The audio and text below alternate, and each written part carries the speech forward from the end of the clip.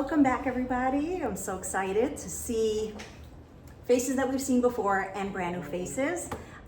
We always start, being that it's such a huge schos to be doing this, we always start with everybody taking a minute to say your own name in Hebrew. Say your full name to yourself and anybody else that needs a schos, because it is so huge, that we are doing this. So just take the time to say your name and anybody else that needs refuah and a Yeshua.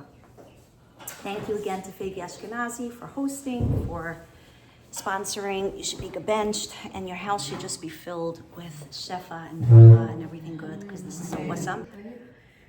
Okay, so I was once listening to a speech and the Rav, the speaker, was saying, do you have those days where sometimes you're in bed and you cannot get out of bed because you're just so tired, emotionally, physically, and the only thing that gets you out of bed in the morning is just like the thought of coffee? And I'm like, yes, yes, yes. And he's like, and you just can't. You don't want to face another day.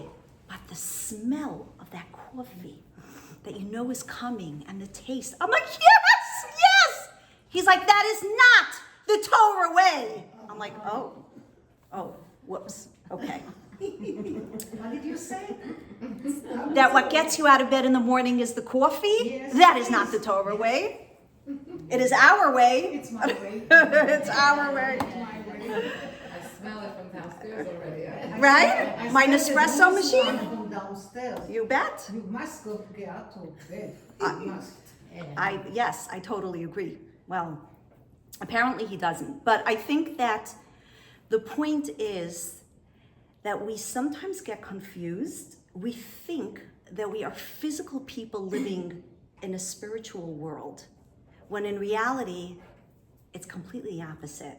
We are spiritual beings that live in a physical world. I'm going to say that again. We are not physical beings that live in a spiritual world. We are spiritual beings that live in a physical world. So a couple of years ago, I had a student reach out to me, and she'd been married for a few years. She was an old student of mine. She'd been married for a few years. It was the first time she was reaching out. I could tell right away from the phone call that there was something that she wanted to talk about, and she was just having a hard time getting there. I've actually done some trainings through the OU, like as a first responder, as somebody that people reach out to, what to say, how to coach them without them realizing, just what questions to ask to get them to open up. So we spent some time on the phone until finally she ended up revealing that she was unfortunately in a very, very abusive marriage. And she didn't recognize it at first. She wasn't sure. She was very confused.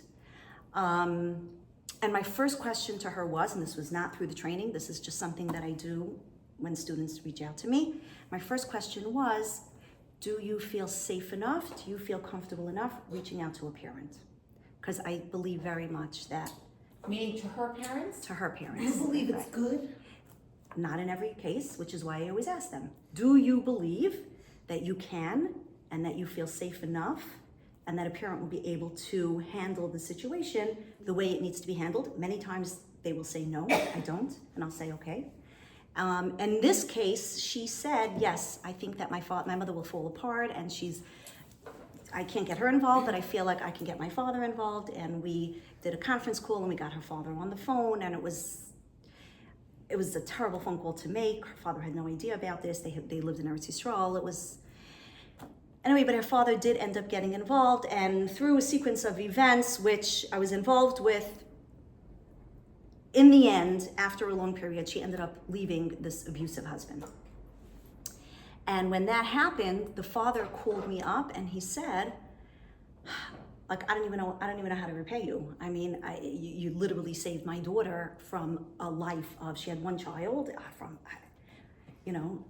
he says, you know what I would like to offer you? He said, I was planning on going to Eretz Yisrael, and I had 2 first-class tickets to go. But after this, I think we need to stay home and we need to deal with the situation, and we won't be going. And I would like to offer you the 2 first-class tickets. Yeah. And I'm like, Okay. thank you. Oh, thank you very much. Oh. Thank you. That is so kind of you. Wonderful. Okay, let me get back to you. And, and I'm like, yes, 2 first-class tickets. So my husband comes home and I am like, you're never going to believe this. You are never going to believe this. You are never going to believe it. It's like, what? I'm like, that trip that we're taking to Eretz Yisrael? What had happened? My sister was making a wedding and we were anyway planning on going to Eretz Yisrael. We were going actually with the whole extended family. Well, guess who's flying first class? And he's like, what do you mean, guess who's flying first class? Well, not us. I'm like, you thought not us, but actually, yes, it is going to be us. He's like, I am not flying first class. The entire family is going to be sitting in economy and we are flying first class. I'm like, yes, how amazing is that? He's like, I'm not doing it. I'm sorry. It's like that. It doesn't, Shavy, do you not see like how wrong this is? I'm like, no, I don't see how wrong it is at all. He's like, Shavy, I'm not doing it. If you want to, you could. I'm like, I will. I'll share my socks. I'll come visit. I am sitting in first class. You can sit in economy and, okay. It doesn't sit well with me, right? I'm saying like, really, I totally would have, but imagine all the people, what they would say. So like, I couldn't because, the wifey's sitting in first class. So I'm doing, like the stuff that we all know that we have to do, right? So first I go take a walk because I need to I'm like giving away these first class tickets. That totally did not work. And I'm journaling and I'm taking a bubble bath and I'm eating chocolate and I'm like trying to come to a place in the space of my dream come true, first class tickets. Okay. So I called the guy back and I said, thank you so much. It was so generous of you. I'm just wondering, how long is this offer good for? Yeah, no, the offer was not good for long. It was like that one-time offer. Okay, so we get to the plane with the rest of the family and I have my luggage. I do not pack light. And we are on the plane and I'm like holding the ticket and I'm like, row 17, no, that was 17. All right, row 24, no, still not. No, where are we? This is what, row like 1000? Like and where do we end up? Last row, that doesn't recline, that is by the bathroom. And I'm like, you're kidding me. I gave up first class tickets. I was mevater, I gave in, I did my work, I did my inner work. Last row, that doesn't recline. Now, might I remind you that not only is it next to the bathroom, but where do you think Klal Yisrael gets together to daven and to, right? So I couldn't even sit in the aisle seat because it's not proper. So I'm sitting in the middle seat, last row that doesn't recline. Now, because they were all standing there and davening, I couldn't even watch. Not that I would have, but just in case. So middle seat, last row that doesn't recline, and I am like stewing, I can't even tell you, because I'm thinking of where I could have been and what I gave up to be there, right? Now, nobody knows I'm stewing because everybody knew the story. And I made myself sound absolutely wonderful. No, he didn't want to. And I said, if you don't want to, then we won't. Really, Shavy? Who did you give the tickets to? They were, whatever. He just didn't give them to me. Yeah, I lost the ticket. I'm saying like, whatever. He kept it. I don't know what he did with it. So I'm sounding like this incredibly amazing person, but I don't feel amazing. I am very, very unhappy on that 12-hour-long flight with no reclining seats in the middle row next to the bathroom with people. When they put their towels on and they're like, I'm getting like whiplash all over. It was like a nightmare of a flight. Okay, we get off the plane. I am tired. I want to shower. I want to brush my teeth. I am not happy. And my husband says, oh, good. There's our ride. And this like long sprinter pulls up. I'm like, what? How did they know that we have so much luggage? What's that called, like in Israel when you are on a ride with a million other people? Tender. Yes. I'm like, we are doing what? We're not taking our own taxi? We're on a tender with another 50 people? Was my stop the first stop? No. My stop was the last stop. So by the time I get off, I am ready to shoot someone in the head. And here I am in Eretz Yisrael, right? And I have to put up a show because I'm like with the whole extended family and I'm like the Rebbitzin of the family. So I'm like smiling. How was your flight? Good. Go upstairs and all I do is I take out, do you know how much it cost on that when you order in food to your room, it's like $16 for one strawberry. I'm like, oh, I am ordering enough that I could have gotten that first class ticket. I kid you not. I put in an order, and my husband is standing there, and I'm like, don't say a word.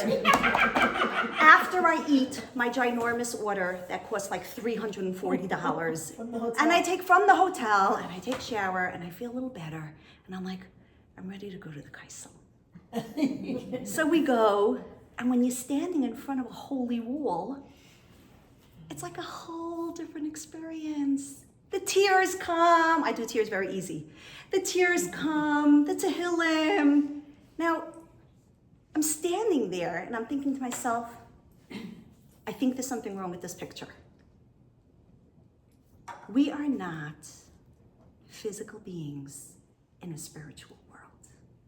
Hashem knows that when we're standing there by the kosel, we can cry, we can beg, that's not what he wants from us. He wants to see when we're sitting in the last row by the bathroom.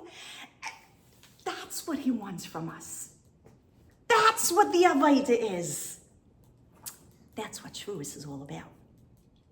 Hashem is saying, I'm giving you the Torah. I'm taking you on as my nation. You are going to be my children in a very real world. Think about it. We could have landed in St. Lucia. We could have been in the Bahamas. Why are we not living in Hawaii, for goodness sake, right? Hashem's like, no. I'm not putting you in paradise. I'm putting you in a real place with real people where you have to sit in economy to shtift. I'm still not over that, as you can tell, right? That's where the greatness lies. That's where our Avodah is. So, the house, I live on an avenue, on 11th Avenue, and when we did the house, I knew that I always wanted to host people and shiurim, so we didn't break it up at all. So the whole dining room, when you walk, you open the front door, you walk in, and it's like a big room, and you're able to seat comfortably like about 100 people there, and then there's the kitchen, and then there's the den behind it. Baruch Hashem, thank you Hashem, very big open space. And we put the dining room table with the chairs towards the front of the house, and I have a big window in the front, and it's awesome, because when you're sitting by the Shabbos table, you could totally check everybody out that's like coming and going. Oh, I didn't know she got married. Oh, that's so nice. Wow, look at that, right? It's just like a good space to be. Okay, the disadvantage is though, which we didn't realize this, but in the dead of the winter, it's cold. The wind comes in. I'm saying the door is right there. So the little bit of hole or whatever it is that's coming, it's cold. So we decided that, we thought it over, like how are we gonna do this? And then we decided what we're gonna do is we're gonna build outside of it an awning on top and also coming down the sides so that it shouldn't be so windy. Like we should have that protective awning all around. Okay. So my husband says, we should do it out of stone, like this, it could look like in front of the brick house. So I said, yeah, great idea, go for it, let's do it. So he calls me during the summer and he says, Shav, you're gonna need to come in to choose the stone. And I'm like, just choose any, I really don't care. He's like, any? There's like 1,000 choices, like you're gonna have to come in. Now, let me backtrack for a minute. My baby was born June 28th, which means that he came to pick me up from the hospital with all the stuff on the top of the car, like tied, you know what I'm saying? To go straight to the country. To go straight to the country, right. From the hospital. From the hospital. So I'm being picked up from the hospital with my newborn and all my kids. This is baby number 8, Kanai Nahara.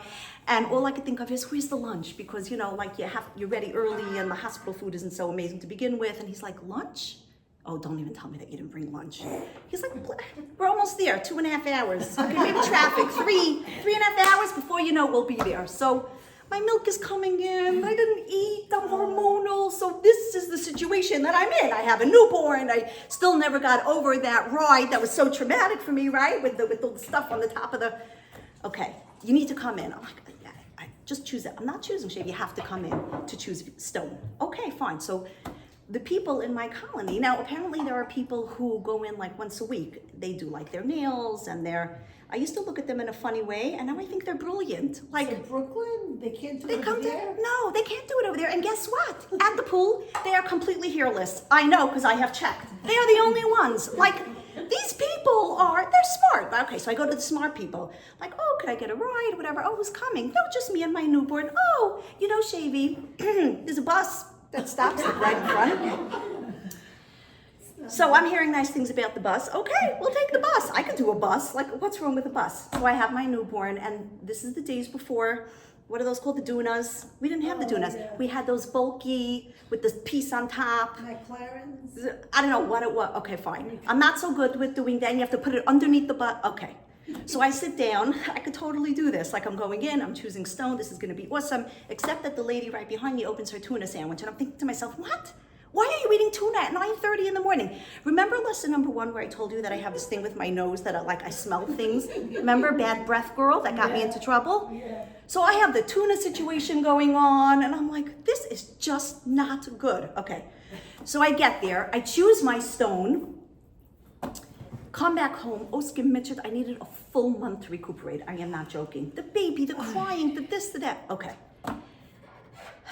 So it's towards the end of the summer, and I come back, and my neighbor, my house is semi-attached, and my neighbor is this incredibly amazing, wonderful person who never got married because she literally devoted her life to caring for her elderly mother.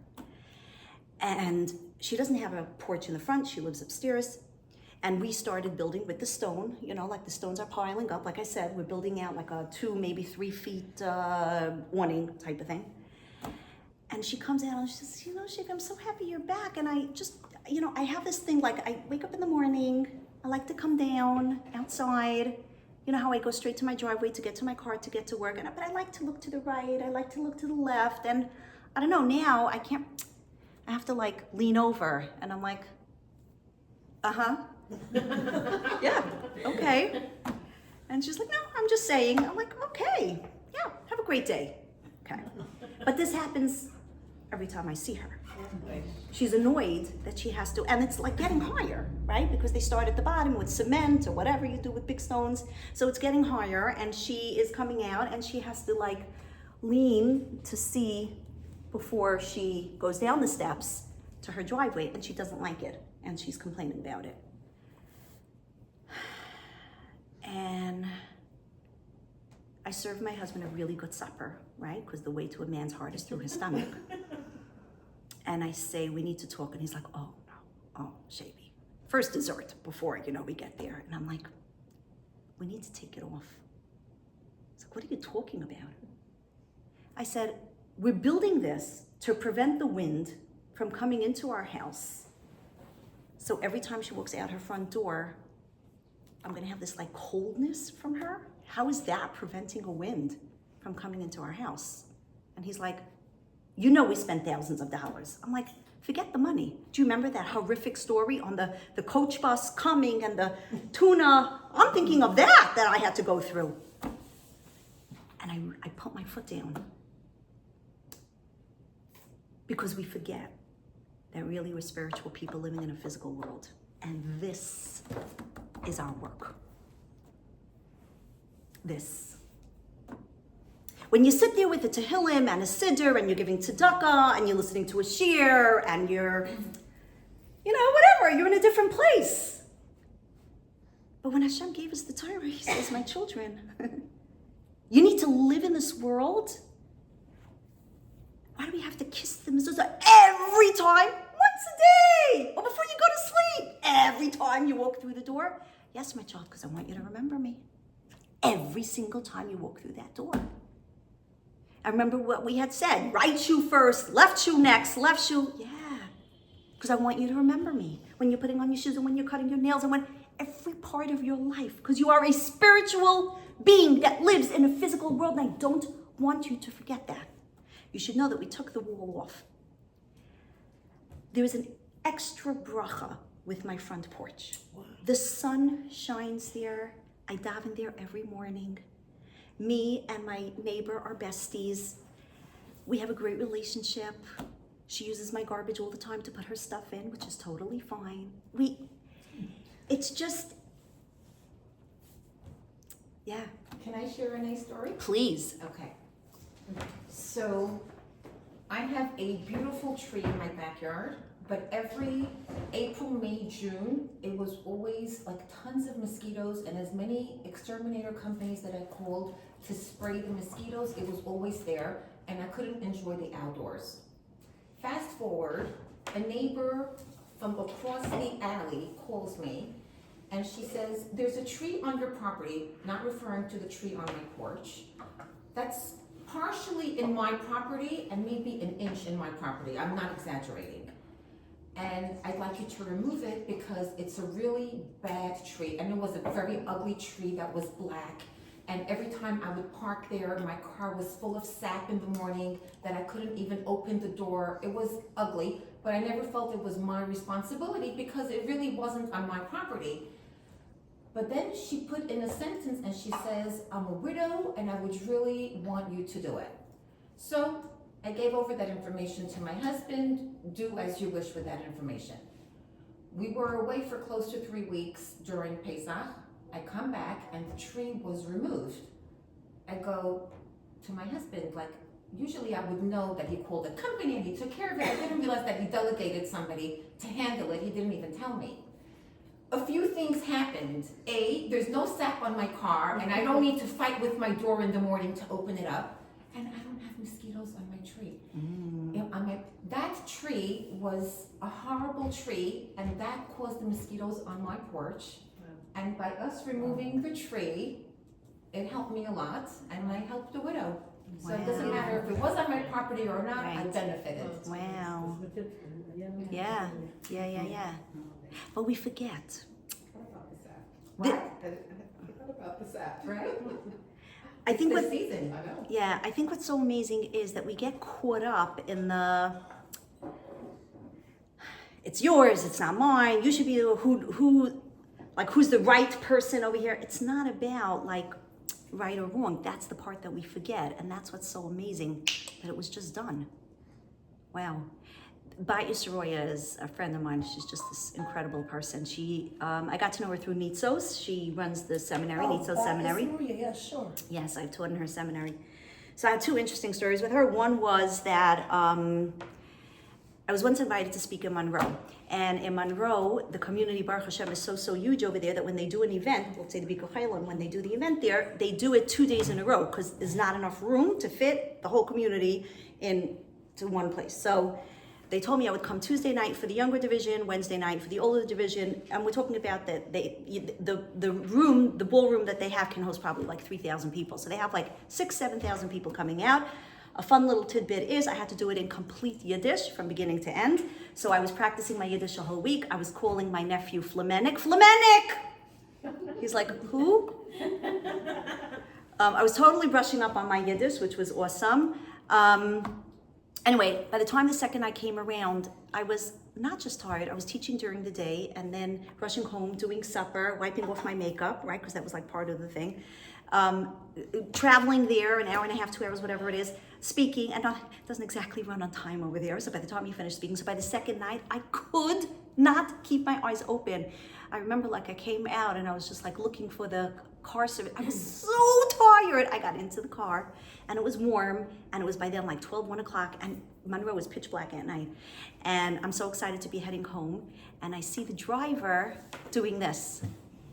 And I'm like, are you falling asleep on me?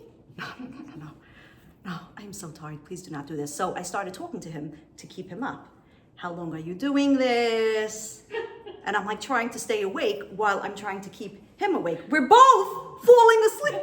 I'm so tired. And all of a sudden it hit me. Right? It just, all of a sudden like, oh, so Shavy, so you think you're the one keeping him awake? Oh. And I said to myself, oh my gosh, if you are such a fool. Hashem keeps us awake. Hashem keeps us safe. I remember taking off my jacket, making a little pillow, propped it up, fell asleep. You know when you're in such a deep sleep, like your mouth opens, right? Like that type of sleep. I woke up, I'm home, safe and sound, Machaya. Okay, I'm talking to a friend the next day and I'm telling her the story that I was so tired and he was falling asleep and I realized it's Hashem. And she says, I'm sorry, Shady, I disagree with you. I don't think you're allowed to do that. You're putting yourself into a sakana. So I said, I'm putting myself into a sakana. Hashem put me into the situation. I put my faith in him at full amun and bitachon in him. What do you mean? And look, you see, he brought me home safe and sound. She's like, no, you were not allowed to do that. I'm like, oh, really? We're calling Batya. Rebbetzin Soroya knows Sham Rabbi Tachin like the back of her hand. She's just an incredible human being. So I called her on conference. Hi, Rebbetzin Soroya, do you have a minute? Oh, hi, Shavy, what's up? I said, I have somebody on conference here, and I told her the situation. And I said, I'm just curious to what you think. So she says, you're both right. You're both right. Why? Because the amount of emunah and bitachon that a person has, right? So let's say a person has 30%, then they do the work of 70%. But if a person has 70% emunah and bitachon, they only have to do 30% of the work. It's like a balance. It's like however much you have, however much you're leaving up to God, you fill in the rest. So she says, Shavi had emunah and bitachon, she was able to go to sleep. You, lady on the other line, would not have been able to go to sleep and you would have done the work yourself, right? And this is just like, I constantly go back to that story because I remember how tired I am. I remember when I woke up, I was like, I don't know, like, because So question, we forget. Because Yeah. I had a friend of mine that had a daughter that was 25, 26, and I said, you need to give yourself, and her daughter wasn't getting engaged, and I said, you need to give yourself some kind of, every day I call 2 shatchanim, or 2 friends, or 2 neighbors, and remind them of my daughter. Isn't that under the same category? Okay, I'm going to sit back and relax. Hashem knows about me. Hashem knows about my daughter, that she needs to get married. I have faith in him, so whenever it happens, it happens. Yes or no? Isn't that under the same category? There are a lot of people that Both right. No, there are Yeah. a lot of people that Say you hold don't by have the to second do- way. you don't A have to lot of stop. great people Right. say, Do you know Rabbi Rattenberg? He's a Rav and he's a therapist in Tom's River. Off the chart, fabulous. Rattenberg, Rabbi Rattenberg. Oh, Ratberg, right, I'm sorry, Rabbi Ratberg. This is what he says, which I love, and he's a Rav and a therapist, so I hold very highly of him. He says that when it comes to shidduchim, people use the emunah and bitachon card, like they pull out that card. And he's like, I have a question. If you're waiting for your cleaning lady, are you also sitting on your couch twiddling your thumbs? Or are you making a million phone calls? Where are you? He says, don't give me that emunah and bitachon stuff. If you're like that with the rest of your life, that's where you could be. But if you're not, you're lazy. And people are not interested in dealing with it. And they're tired of making phone calls. No, I have emunah and bitachon. And then they're slamming doors and they're freaking out and they're... And that's true for no, it only It's works true with if everything. you're going to take the time every day to truly daven from your heart. Not to just say, I'm waiting for the guy to come knock on my door. If you're going to really daven every day for it and trust in Hashem, then it can work. Yeah, it's a package deal. It's not only this. It's what do you live your life like? How much do you really believe? How are you like that in every single aspect of your life? Mm-hmm. And I think that sums it up very well. Mida Aleph was Mikel K'moicha. Hashem continues to sustain our limbs even while we are sinning with it. Number 2, Naisei Avain, Hashem sustains our destructive malachim and he feeds them while he waits for us to do tshuva. Number 3, Va'over al Pesha, Hashem helps us to do tshuva and then wipes away our sin entirely. Number 4, L'she'eris Nachalasei, Hashem is unable to endure our pain because we are his inheritance and every Jewish soul is intertwined with each other. Number 5, La'hachzik la'ad aple, he does not maintain his anger forever.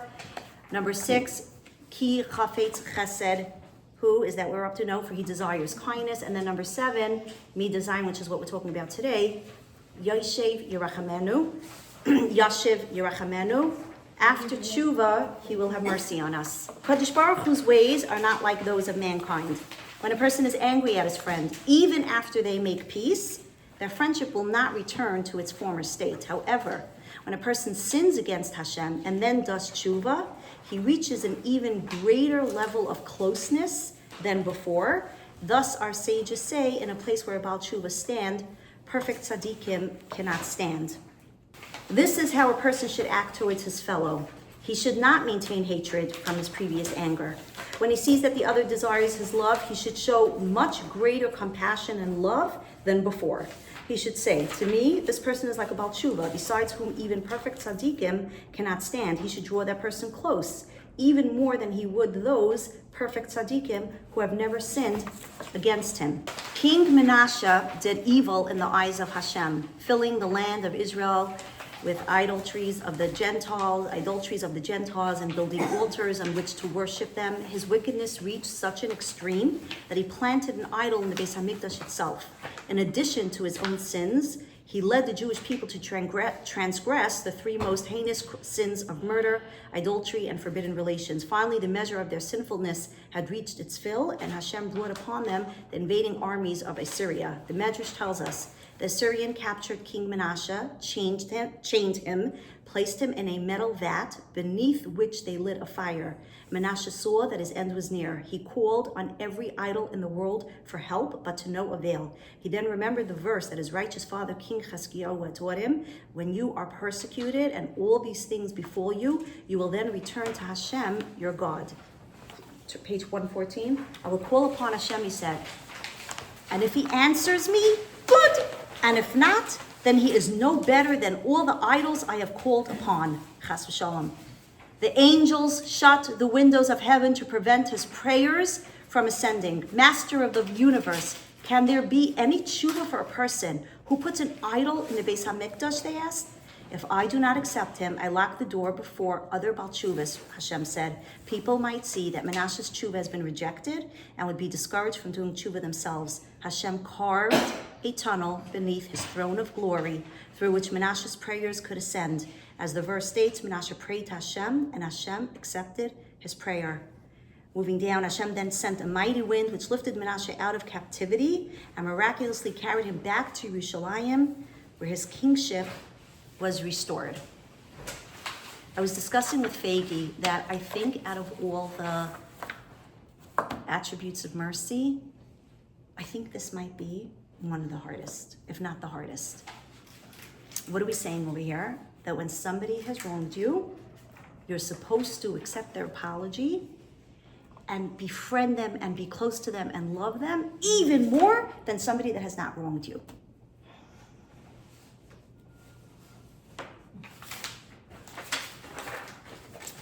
So I had gone to Dr. Tarsis. She's this fantastic dermatologist because I had something on my face. And she takes a look at it and she says, it doesn't look like anything. I'm just going to remove it and send it in and nothing to worry about. So she calls me back a couple of weeks later and she says, hi, Shani, it's Dr. Tarsis. I'm sorry, but I thought it was okay, but it's actually cancer. And I was like, what? So she says, yeah, I'm really sorry. And being that it's in the front of your face and we don't know how deep it has gone, I want to send you to, a really, really good doctor because they're going to have to cut a hole in the front of your face to remove, we don't know how deep it is, to remove as much as they can, and then they're going to have to stitch it up. But being that it's directly in front of your face, I want to make sure that I send you to somebody really good. And I'm like, what? While I'm having this conversation with her, my car stopped. I wasn't sure if it was like me that stopped, but I had to call Chaverim. My car just wouldn't start up. So they restarted my car and they said, I think you should get to a mechanic right away. So I'm reeling from the first news. I go to a mechanic the next day. He opens up my hood and he says, oh, it looks like you're gonna need a new engine. Don't worry about it because it's a leased car. It's covered under your insurance. Go back to your original dealer. They'll take care of it for you. Okay. So it's like Agnes Nefesh, but I go back to my dealer and they're like, yeah, don't worry about it. It's definitely covered under your insurance. And then they call me the next day and they're like, so we're really sorry to say, but it turns out that a rat got into the hood of your car, ate up the parts of your engine. So it is not covered under the warranty and it will be $6,000 to replace it. And I'm like, what? I come home and my cleaning lady says, "Oh, Mrs., I'm having a problem. Your washing machine is not working." It's everything at once. And I'm like, what? And it was like a lot of hard stuff, but it was also clearly from Hashem. You're gonna get me through this, Hashem. We'll do the surgery. It should be a kapara.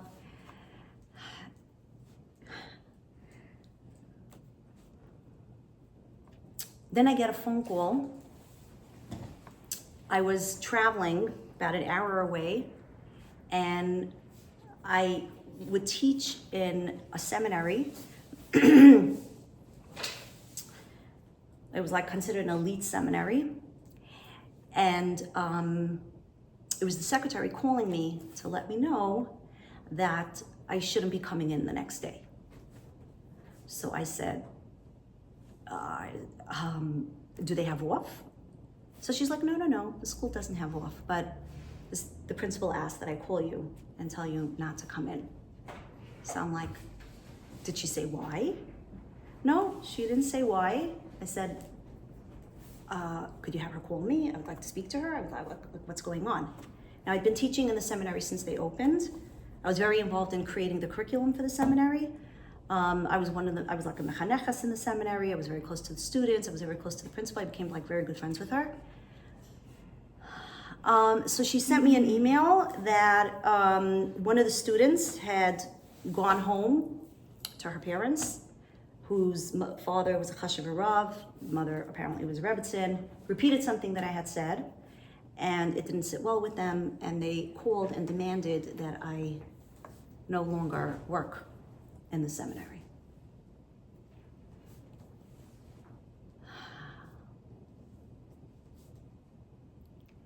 I didn't feel Hashem there. The cancer, the car, the washing machine, that was so clearly Hashem. Like, who am I gonna be angry at? The doctor that sent in the biopsy? The mechanic who told me that, right?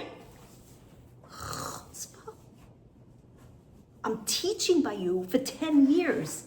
We went through my lessons.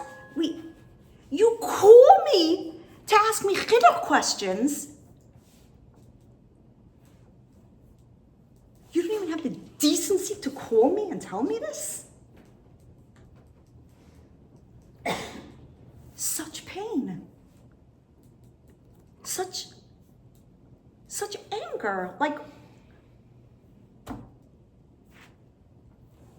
now remember lesson 1 with the bad breath girl? That she had gone home and she told her mother and the school and whatever? I felt like this was all over again. Total, complete betrayal. You didn't hear? Tell me what she's complaining about. Let me explain what. Did you hear it from anyone else? You just heard it from this one person, whoever's phone that is, if you don't mind just closing the ringer.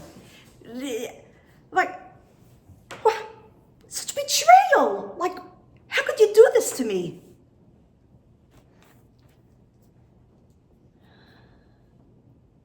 I should love her, the chutzpah of this principal, more than the people that hadn't done this to me? How is this possible? What does Hashem want? How are we expected to do this?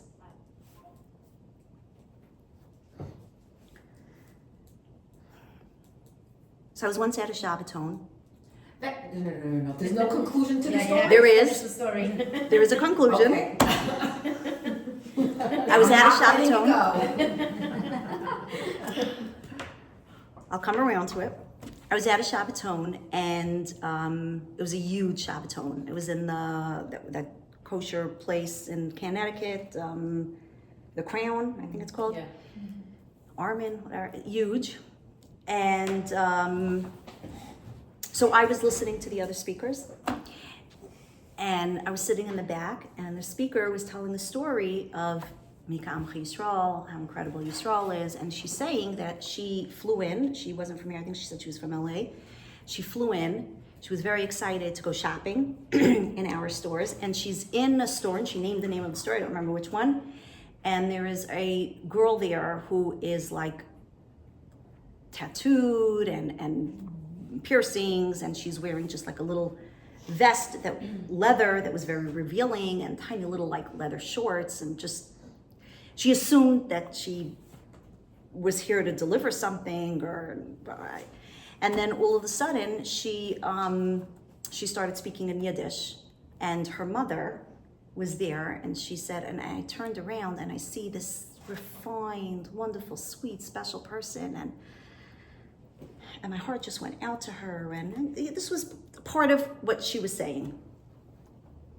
I left in the meantime, and I went into the dining room. I wanted to see who I was sitting next to, and there's only one other woman sitting in the dining room, and she's crying. It was a huge dining room. I mean, there was seating for like close to 1,000 people. So I went over to her and I said, "Are you okay?" So she says, "Were you there with the speaker?" That was me and my daughter that she saw in the store. And she's crying and she's crying, and there's so much pain. And she says, "Do you know that my daughter is in such a bad place?" Listen to what she says. That she has this habit of, in the middle of the night, she will wake up, she will take a can of spray paint, and she will defy my dining room walls. She will write the most vile things, and she will put on it the most horrific pictures. And the first time when we heard the noise, my husband and I came out in the middle of the night, and we didn't even know what to do. And my chashuv ehrliche husband ran out from Home Depot to Lowe's to see who's open to buy a can of paint. And then he came home before the kids should wake up. I have a house full of children, and we stood there, both of us crying, as we painted over the walls from the way my daughter had these things that she had written on the walls. And I'm looking at this woman who is in so much pain. So much pain. There is so much pain in this world. And I'm thinking to myself, how do you live like this? What do you tell somebody like this?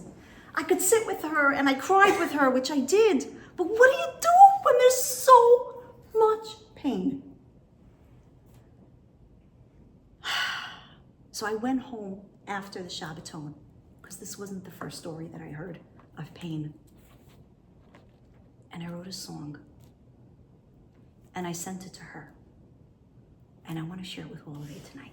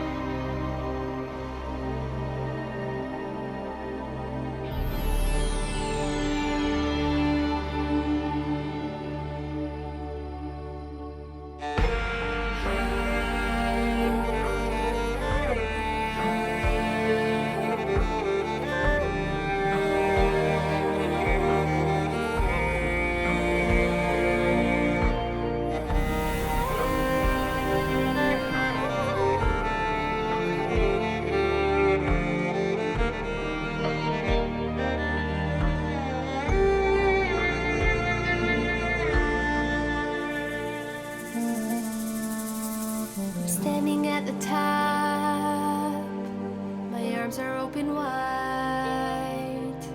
I know that you are here in the vastness of the sky. The warm sun on my face, you're sending it my way. Why have I cried a million tears? Why I'm still waiting for the day? My daughter, don't you know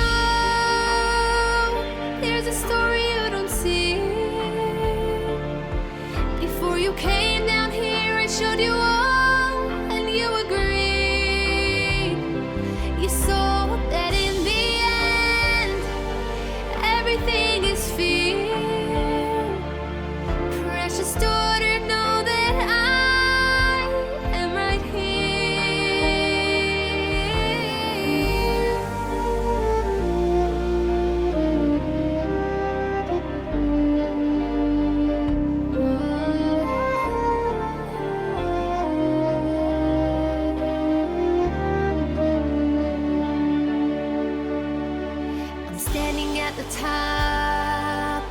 And the world thinks I have it all, but really deep inside, I'm in pain. I feel so small.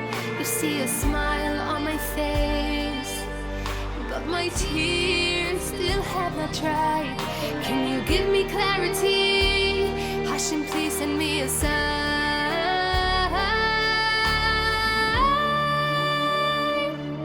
You have all the tools, they're lying deep within you. My daughter, you are strong, you'll make it through. I did not forget you, child, and I would never leave you. You will see when you look back how much you grew.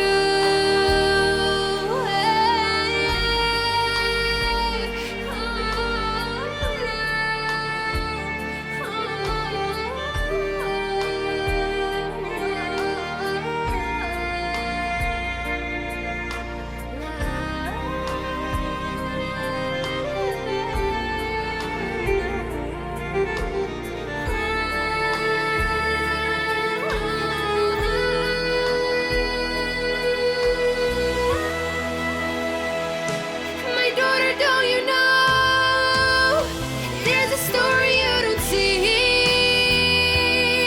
Before you came down here, I showed you all, and you agreed. You saw that in the end, things are not how they appear. Precious child, know that I am right here. You have all the tools, they're lying deep within you. You can lean on me, together we will make it through. I did not forget you, child, and I would never leave you. You have the strength you need to make it through. To make it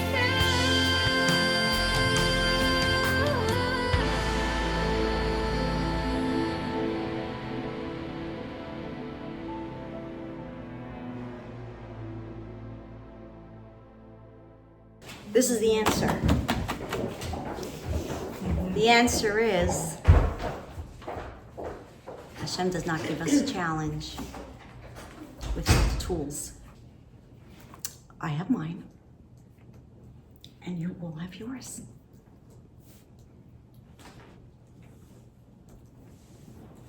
And that's the answer.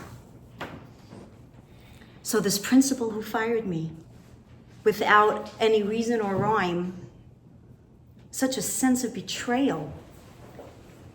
And about 6 months later, she called me and she says, Shavy, I want to apologize. I was getting pressure. It's my school. He's a chashuv rav. He called on conference with his wife. They insisted, and I caved, and I want to apologize. And I forgave her. Because we all have the capacity to forgive. Because we have the tools. Right away you forgive her? I spoke with her and I told her what was in my heart. I said, I felt so betrayed. How could you not have called me? How could you not? And she's a good person. And she said, you're right. I have nothing to say. You're right. You're right. I should have looked into it. I should have inquired. I shouldn't have caved. I should have. You're right, Shavy. I'm sorry. You're right. What should I do? I'm sorry. You didn't go back to teach day at the end? No. She called me after that, but You had I bad couldn't do feelings. it. You had a bad feeling. I couldn't do it. She did send me a pair of Ugg slippers, which I love. But I couldn't do it. So I'm glad there was at least some dialogue. Yeah. Having like open-ended conversations and not knowing what like you had no idea even what you said in class. No. And there's 30 kids in class for 28 and only one of them had a problem. You need to get to the bottom of it and figure out like, maybe she understood but there was it no, differently. right, so there was really no substance to any of it. In other words, like she didn't have what to say and it was, Bad commentary on the school system. Yeah. yeah, but We're not here to talk about like the principal or the school system. Me. You're amazing. I'm not amazing. I'm not amazing. I listened to the song over and over and over. When I wrote the song for this woman, I listen to the song and I tell myself over and over, you have the tools, Shavy. You have the tools. We all have the tools. She harmed me. She damaged me and caused me and my family tremendous pain. She said things that weren't true, accused me of things I didn't do or say. She blamed me for her problems, said I was the cause of her anguish. It's great that she apologized and is reaching out to make amends, but she really hurt me.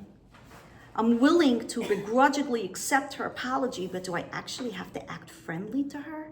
And I should befriend her more than the others in my life who never wronged me? Why should I? Can't I just stay away from her and act civil when I see her? And the Ramak tells us why. Hashem values those who stumble and get back up precisely because they put themselves through the difficult, arduous process of teshuvah. Repairing what we've damaged can be an excruciating experience. It's hard to apologize and make amends. It takes effort, willpower, and physical and emotional investment. The challenge and inner strength it takes to work on repairing the damage is what's beautiful in Hashem's eyes. Those who have never fallen have never experienced any of that. It's like the person who is naturally thin versus most of us who struggle mightily to shed the extra pounds. They might both be the same weight now, so who did wear it better? But for one, it involved little effort, while for the other, it was a significant achievement. When a person turns to you in apology, take a moment to recognize how difficult this must be for her or him. Think of a time you've done something wrong. Remember how hard it was for you to make that small step of expressing remorse. Did you procrastinate? Did you try to get out of it or eat your way out of it? Did you agonize over whether to approach the person directly or find a way to leave a message, text, email that you wrote and rewrote? If someone takes that step towards you, she's making a remarkable statement. She's showing that your relationship is important enough and she will go through discomfort or worse just to get back on track. Focus on that. Appreciate that. Train yourself to view her through that lens because that is someone you should truly value. Just as Hashem can look past the problems we cause, focusing not on what we've done wrong, but on our effort to repair the damage, we too can deal with other Jews favorably. Even when they've wronged us, we too can look past what they have done and focus instead on their efforts to restore their connections with us. And if we can do so, we can unlock the tremendous compassionate power of Yoshev Yerachamenu, because the more we appreciate the steps others take towards repairing the wrongs we have done to us, the more Hashem will value our effort to return to Him. My friends, these people that are suffering, like this woman who keeps cans of paint in her house and wakes up in the middle of the night and she and her husband, with tears rolling down their cheeks, are repainting their dining room over and over. You know what we could do for them? We can do this work. Because when we open the channels, Hashem brings down His compassion on all of His children, not only on us. And He heals physically, mentally, emotionally, and spiritually all of His children, not only the person doing the work. So we have that power to be able to do that. I daven every day. I beg Hashem, open my heart. I want to let go of any resentment that I have. I want to forgive. I'm begging you, help me. Because when we get there, we bring blessing upon all of Klal Yisrael. So I want to finish with this last story where I actually made the front page of the New York Times. So this was in February of 2017. When we're done here, feel free to Google it. So I had a friend that was coming in from out of town. These were like friends that I hadn't seen in like ages. Like I was desperately trying to lose 20 pounds before I see them, like that type. And they were super excited that we're getting together, and they wanted to paint the town red, which I love to paint the town red, but they actually wanted to go to a show and then hang out in Times Square. Now, I'm no Rebbitzin, but I do remember reading Rebbe Chanan Wasserman once said that he used to come in to America to collect tzedakah. And there's a story of how once he was in the cab on his way home, going from the airport to wherever he was, to one of his donors, and when he was in Manhattan, he said, oh my gosh, I suddenly feel my neshama is leaving me. There's so much tuma here that my neshama can't handle it. Where am I? And the driver told him, you're in Times Square. Now I'm no Reb Elchanan Wasserman, and I actually think Times Square is quite cool, but to spend an entire day there, and they wanted to see Wicked, I just don't do these things, right? So I'm like, no, let's do something else. They're like, are you turning Rebbe into Yummy? Shavy, you would not like this as a girl. I don't want to hear from nothing, okay? This is one day, and we are going to have the time of our life. And I'm like, I know, but could we do something else? We can go out to eat, and then we can go to the park. Shavy, we are not going to a park. I want to have a good time. There was nothing that I could say or do to change their mind. Like, this was set in stone. We were going out. We were having the time of our life. I saw that I was left without options. I turned to Hashem. Hashem, you can make anything happen. You can make a miracle happen. I don't want to do this. And you're the only one who can help me out of it. And while you're at it, those 20 pounds that we've been talking about, right? And so on February of 2017, if you Google it, you will see this was the 9th time in 148 years that it was 71 degrees in the middle of February. And when she came in, where it's freezing where she lives, and the sun was out, she's like, there is no way we are spending indoors at a show. We are totally doing the park. And I was like, I might have had a little something to do with the weather.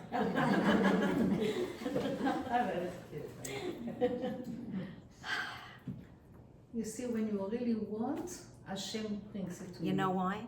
Because we are spiritual people. Because we are spiritual beings that live in a physical world and not the other way around. And we forget that. We forget it when we get the phone call from the person, right? We forget it when they're blocking our driveway. We're forgetting when we, what? She doesn't the credit for that. Did they put your name? I totally agree. I mean, I listened to the story about the credit last week that I missed. You had 2 piles that you were checking out. Yes. And the whole thing with Oh, the yeah. credit. I was like so impressed that you decided to donate it to tzedakah. Like, it's bad enough you had, like, I would have just taken it and kept it for my house, but it was so special that you actually donated it. Thank you, that's so nice. But I actually don't like clutter. Nothing to do with me being nice. I didn't have room in my closet. Perhaps I might have done that. I cannot take credit where credit is not due. But thank you for those kind I words. thought it was beautiful. How do we live our life? Something good. Yeah. How do we live every moment of our life? We make choices every moment of our life. How do we speak? What do we say? My little girl likes to wear her hair in 2 braids. And she has bangs and she has these big eyes. She's absolutely adorable. She also has like the worst hair in the world. Thick. When you brush it, she screams. I try to spray it. Hey, you're making me wet. Which I do. If I'm spraying you, you're getting wet, right? And then all of a sudden, one day, I came up with a solution. And I said, guess what, sweetheart? Every time you yell, ow, we're going to count it, and that's how many kisses you get. So she's like, okay. So you know how the brush is like not even on her head, and already she's yelling, ow, ow! 1, ow, 2. So we reached 770, right? Because she's owing her entire way through it. And I take her face in my hands, and I start kissing her. All over. And she's giggling and gurgling and she's loving every minute of it. Isn't that how Hashem takes care of us? Right? Like he sends us these things and he's like, I'm not leaving you. You think you're doing this alone? You think I gave you the Torah and then I said, have a nice day? I'm here with you every step of the way. I know that it's naughty, but I'm kissing you. So I'm just going to finish with this because really I was supposed to already finish before, but I'm going to finish with this. The Kotzker Rebbe. I don't usually bring in like stories from, before, because I think that we need to live in the now. But I want to share this because this has given me tremendous chazak. So there's a story about the Kotzker Rebbe that he was in shul and it was on Yantiv and somebody came to shul screaming and yelling that the town is burning. There's a fire and the entire lineup of stores were just burning down one after another. And there was complete chaos. And it was on Yontiv, and there was nothing that they could do. And it was, all the way on the other side. And they're just like screaming and yelling. And one man, we'll call him Itzig, just faints. So they revive him. And then when they revive him, he hears the screaming and the yelling, and he faints again. And after this happened 3 or 4 times, the Kotzker Rebbe goes over to him and he whispers something in his ear. And Itzig gets up and he continues davening. And anyway, right after Yontiv is over, they go and they see that everything was burned to the crisp.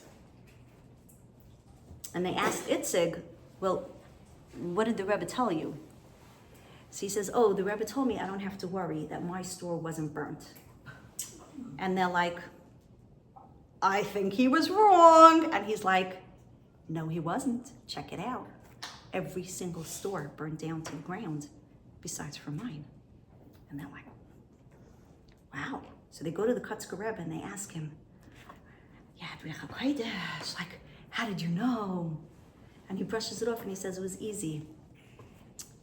If he couldn't handle the challenge, it was not his challenge. You have all the tools. They're lying deep within you. You can lean on me, together we will make it through. I did not forget you, child, and I would never leave you. Sorry for this, you have the strength you need to make it through. You want to know how you can forgive? Because you have the strength. And so as Shavuos approaches us, the time that Hashem wed us, and he said, my children, you're not going to see me because I'm going to be shrouded in darkness.